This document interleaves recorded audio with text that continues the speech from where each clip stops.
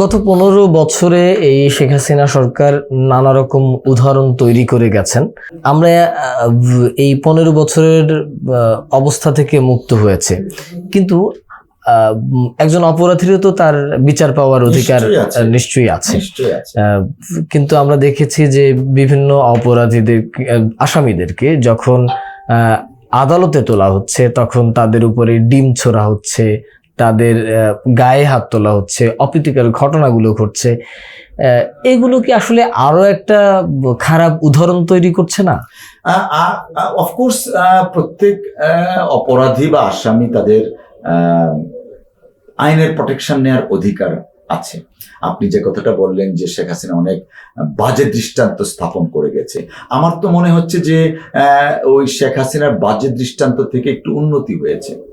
যেমন আমরা দেখেছি কিন্তু এই আদালত অঙ্গনেই ছাত্রলীগ, যুবলীগ এবং আইনজীবীরা সম্মিলিতভাবে মাহমুদুর রহমান সাহেবকে রক্তাক্ত করেছে। দেশের অনেকগুলো আদালতে উনি গিয়েছেন এবং প্রায় প্রত্যেকটা আদালতে কিন্তু আপনাদেরই সহকর্মী, পেশাজীবী একজন মানুষ, সাংবাদিক, সম্পাদক মাহমুদুর রহমান সাহেবকে কিন্তু রক্তাক্ত করা হয়েছে। আপনারা মিডিয়াতে দেখিয়েছেন, পত্রিকায় দেখিয়েছেন। মাহমুদুর রহমান সাহেবের অপরাধ কি ছিল? আপনি যদি অপরাধের এখানে যদি তুলনা করেন, মাহমুদুর রহমান সাহেবের অপরাধটা কোথায়, কি ছিল অপরাধটা? তার অপরাধ ছিল ফ্যাসিজমের বিরুদ্ধে তিনি কথা বলেছিলেন। তার অপরাধ ছিল দুর্নীতিবাজদের বিরুদ্ধে কথা বলেছিলেন। তার অপরাধ ছিল শেখ হাসিনা ওয়াজেদের বিরুদ্ধে কথা বলেছিলেন। সে কারণে তাকে কিন্তু রক্তাক্ত হতে হয়েছে। কার মাধ্যমে? যুবলীগ, ছাত্রলীগ আদালতের অভ্যন্তরে ঢুকে তাকে রক্তাক্ত করা হয়েছে। তো সেই জন্য আমি বললাম যে পরিস্থিতিতে অনেকটা উন্নতি হয়েছে। ডিম নিক্ষেপ করা ইটস এ সিভিলাইজড প্রটেস্ট। আপনি ব্রিটিশ প্রাইম মিনিস্টারের গাড়িতেও ডিম নিক্ষেপ করা হয়। আমি কিন্তু সেটাকে প্ররোচিত করছি না, বাট আমি ক্লারিফিকেশন করছি যে ডিম নিক্ষেপ করা এটা হচ্ছে একটা দা ওয়ান্ডারফুল এন্ড সিভিলাইজড প্রটেস্ট। না মিস্টার কামাল, আমি একটু, সেটা হচ্ছে আমরা তো আসলে পরিবর্তনটাই চেয়েছি। আমি সেই জায়গাটাতে আসছি যে অপরাধীদের কথা বলছেন, অফকোর্স তাদের আইনি প্রোটেকশন নেওয়ার সুযোগ আছে এবং প্রসিকিউশন বা পুলিশের দায়িত্ব তাদেরকে আইনের প্রোটেকশন দেয়া এবং তাদের আনা নেওয়ার সময় যাতে তারা প্রোটেক্টেড থাকে সেই ব্যবস্থা করা। তো যে সমস্ত ডিম ছোড়া হয়েছে, যাদের গাফিলতি আছে, তাদের বিরুদ্ধে যে সমস্ত পুলিশ কর্মকর্তার গাফিলতি আছে তাদের বিরুদ্ধে আইনানুগ ব্যবস্থা নেওয়া উচিত আমি মনে করি।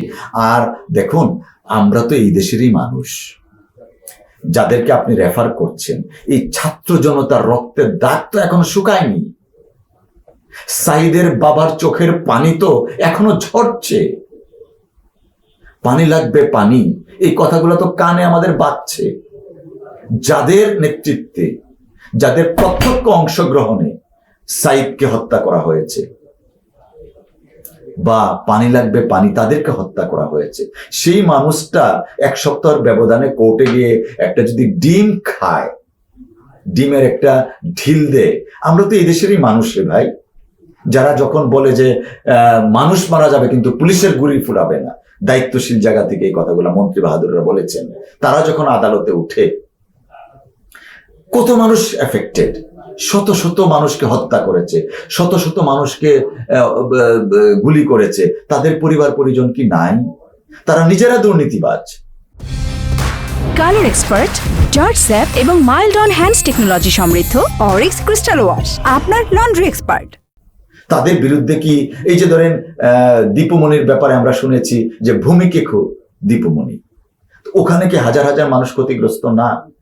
সালমান এফ রহমানের কারণে আমরা অনেক ব্যবসায়ীদের ব্যবসা বন্ধ হয়ে গেছিল, তারা কি ক্ষতিগ্রস্ত না? আনিসুল হক সাহেবের কারণে অনেক মানুষ কোর্টে যেতে পারতো না, তাদের আত্মীয় স্বজন আছে না রে ভাই? আমি তো মনে করি তাদের যে কর্মকাণ্ড, এই কর্মকাণ্ডের তুলনায় প্রতিবাদ কিছুই হয়নি। ডিম একটা সিভিলাইজড প্রটেস্ট। আমি যেটা বললাম, ব্রিটিশ প্রাইম মিনিস্টারও, আমি নিজে চোখে দেখেছি, আমি যখন বিলাতে পড়াশোনা করেছি, টনি ব্লেয়ারকে ডিম মেরেছে, টেলিভিশনে এসছে। এটা তো একটা সিভিলাইজড। তো এই সিভিলাইজড কাজটা যখন করছে, অফকোর্স আমরা এনকারেজ করছি না, আমি আবারও বলছি, we are not encouraging, but এইটা নিয়ে এত হিউ অ্যান্ড ক্রাই করা হচ্ছে।